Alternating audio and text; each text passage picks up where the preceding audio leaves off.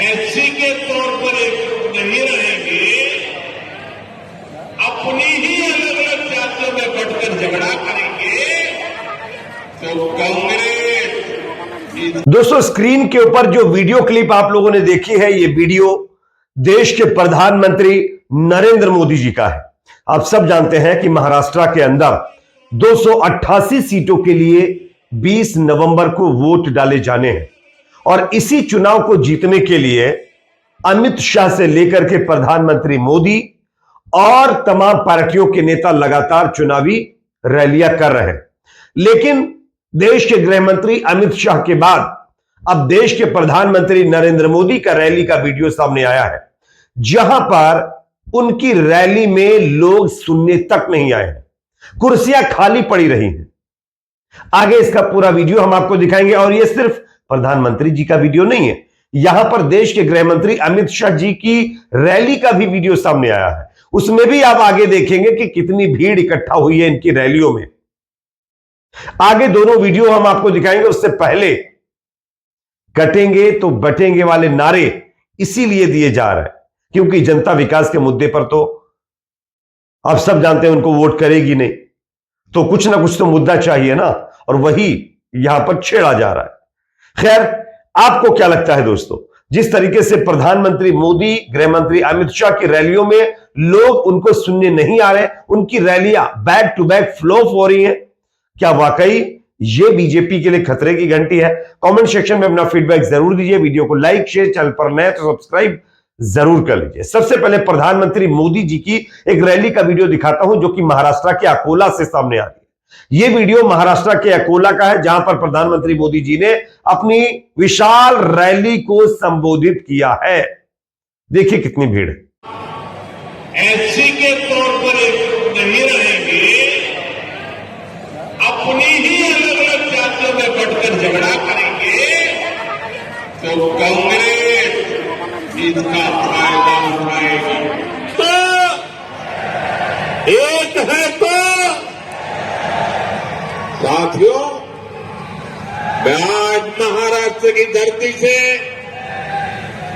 हरियाणा के अपने भाई बहनों का विशेष आभार व्यक्त कर रहा हूं। एक है तो सेफ है के मंत्र पर चलते हुए कांग्रेस की साजिश को नाकाम किया। उन्होंने विधानसभा चुनाव में वहां कांग्रेस को धूल चका दी और अभी 1 महीने पहले हुआ है, वहां के लोग भूले नहीं है कि क्या दलितों के खिलाफ बड़े बड़े दंगे हुए थे। उन दंगों में दलितों को बेरहमी से मारा गया। और तो देख लिया ना आप लोगों ने प्रधानमंत्री मोदी जी की रैली का हाल। अब आप खुद समझिए कि जब प्रधानमंत्री मोदी जो दुनिया के टॉप लीडरों में हैं, उनको जनता सुनने नहीं आ रही, वो भी महाराष्ट्र की जनता, तो दूसरे नेताओं का क्या, उनका क्या होता होगा। और यह सिर्फ प्रधानमंत्री मोदी जी के साथ नहीं है, सिर्फ उनकी रैली फ्लॉप्स नहीं हो रही है, बल्कि देश के गृह मंत्री अमित शाह जी की भी रैलियों का हाल कुछ इसी तरीके का है। मैं आपको दिखाना चाहता हूं दूसरा वीडियो जो कि गृह मंत्री अमित शाह जी की रैली का है। आप देखिए, एंजॉय करिए और गौर करिए कि कितनी पब्लिक इनको सुनने आ रही है।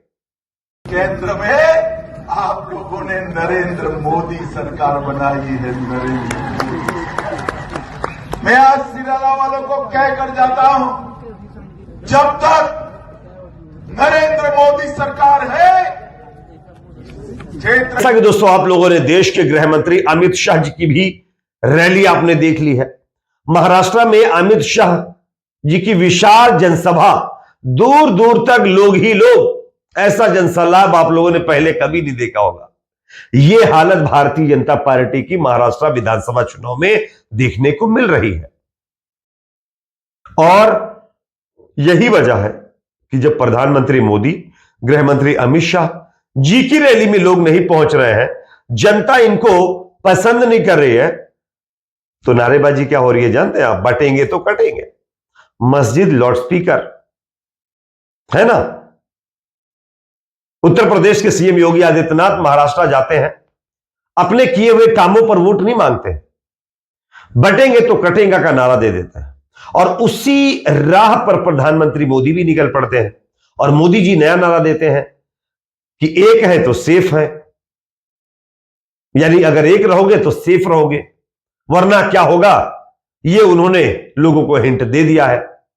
तो जिस तरीके से धर्म के नाम पर वोट बटोरने की कोशिशें, धर्म के नाम पर लोगों को भड़काने का प्रयास, धर्म के नाम पर लोगों को बेवकूफ बनाने की कोशिशें चल रही हैं, उसकी मेन वजह यही है। महाराष्ट्र की जनता बहुत समझदार है। आप सब जानते हैं महाराष्ट्र में विकास के नाम पर सिर्फ और सिर्फ लोगों को फूल बनाया गया है। लोग आज भी अपने हालात से खुद लड़ रहे हैं। ये सरकारें बड़े बड़े दावे, बड़े बड़े वादे करके भी लोगों के साथ किए हुए वादे पूरे नहीं करती हैं। जब चुनाव आता है तो कुछ मुफ्त की रेवड़ियां बांटने की कोशिश करती है, उसके बाद जनता को उसके हाल पर छोड़ देती है। और मैं आपको बताना चाहूंगा कि जब जनता ने इन लोगों को बाइकआउट कर दिया है, इसके पीछे की एक और वजह भी है, और वो वजह यह है कि इन्होंने महाराष्ट्र के अंदर चुनाव से पहले बहुत गंध मचाई है। धर्म के नाम पर लोगों को खूब आपस में ही भिड़वाया है, ये लोगों का आरोप है। अब जब गृहमंत्री अमित शाह से लेकर के और जो है देश के प्रधानमंत्री नरेंद्र मोदी, तमाम बीजेपी के नेता, जिसमें नीतीश राणे हो गए, नवनीत राणा हो गई, उनके बाद और कई नेता हिंदुत्व का मुद्दा उठा करके जनता के बीच जा रहे हैं, क्योंकि इनको यह पता चल चुका है कि इनका हाल चुनाव में क्या होने वाला है।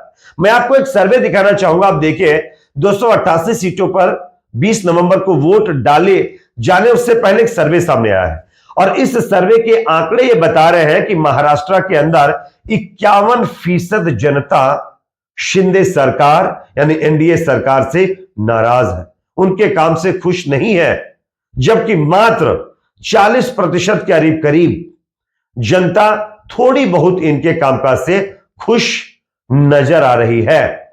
तो 51 और 41, 10% का सीधा सीधा फर्क है। और जब ये तमाम चीजें इनको पता चल गई हैं, तब इन्होंने हिंदुत्व का कार्ड खेल दिया, क्योंकि आप जानते हैं जब धर्म की बात आती है तो सीधी साधी जनता बेचारी, जिनको धर्म का एक नशा ऐसा चढ़ा दिया गया है कि वो अगर ऐसी कोई बात आती है तो तमाम मुद्दे छोड़कर उसी पर लग जाते हैं और उसका फायदा पार्टियां उठा लेती हैं। अब इसकी शुरुआत भी हो चुकी है, जैसा कि मैंने आपको दिखाया, सर्वे बता रहा है कि बीजेपी का पत्ता साफ होगा। इसी के डर से बीजेपी के नेता अलूल जलूल बयान भी देना शुरू कर चुके हैं। मैं आपको स्क्रीन पर दिखाना चाहता हूं, आप देख सकते हैं, महाराष्ट्र भारतीय जनता पार्टी के नेता नीतीश राणे महाराष्ट्र में मस्जिदों के ऊपर लगे लाउडस्पीकर के खिलाफ मुहिम छेड़ दी है। इन्होंने मीडिया को दिए गए एक बयान में कहा है कि महाराष्ट्र में 24 नवंबर के बाद महायुति की सरकार आ रही है। यह हिंदुत्व की सरकार होगी। जो लोग दिन भर में 5 बार लाउडस्पीकर लगाकर शोर मचाते हैं, उन्हें 23 नवंबर को ही अपने लाउडस्पीकर उतार लेने चाहिए। अगर ये लोग 23 नवंबर को मस्जिदों से लाउडस्पीकर नहीं उतारते हैं तो आगे ये रहेंगे या नहीं, इसकी कोई गारंटी नहीं है। हमारी सरकार आते ही लाउडस्पीकर का अंत हो जाएगा, यानी कि विकास लोगों को कितना फायदा पहुंचाया जाएगा इसकी कोई बात नहीं है। हां, लाउडस्पीकर से जो परेशानी है उसकी बात चल रही है, वो भी 1 मिनट अजान से बहुत दिक्कत होती है। ये वही लोग हैं जो पूरा दिन फुल वॉल्यूम के साथ डीजे बजा करके जनता को डिस्टर्ब करते हैं। वहां पर इनको कोई दिक्कत नहीं होती है। उस जो है तरीके के लोगों का ये सपोर्ट करते हैं जो डीजे बजाकर तो लोगों को डिस्टर्ब करते हैं।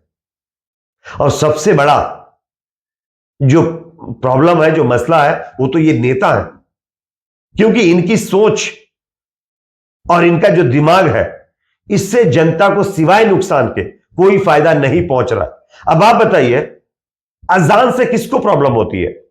अजान कितनी देर होती है? 5 टाइम होती है, मान लिया 5 टाइम होती है। कितनी देर होती है? ज्यादा से ज्यादा 1 मिनट, 2 मिनट, उससे ज्यादा तो अजान में टाइम नहीं लगता। उसके बाद तो मस्जिदों के लाउडस्पीकर बंद रहते हैं। आप चले जाइए पूरे महाराष्ट्र में, देख लीजिए कहां पर ज्यादा लाउडस्पीकर का इस्तेमाल होता है। लेकिन नहीं, वहां कोई बात नहीं होगी। सिर्फ मस्जिदों की 2 मिनट की अजान से इनको बहुत दिक्कत है। ऐसी मानसिकता के लोग, आज सोचिए अगर सत्ता में आएंगे तो जनता को क्या भला पहुंचाएंगे, ये आप सोच भी नहीं सकते। खैर, इस पर आपकी अपनी क्या राय कमेंट सेक्शन में जरूर बताइए। वीडियो को लाइक शेयर, चैनल पर नए तो सब्सक्राइब जरूर।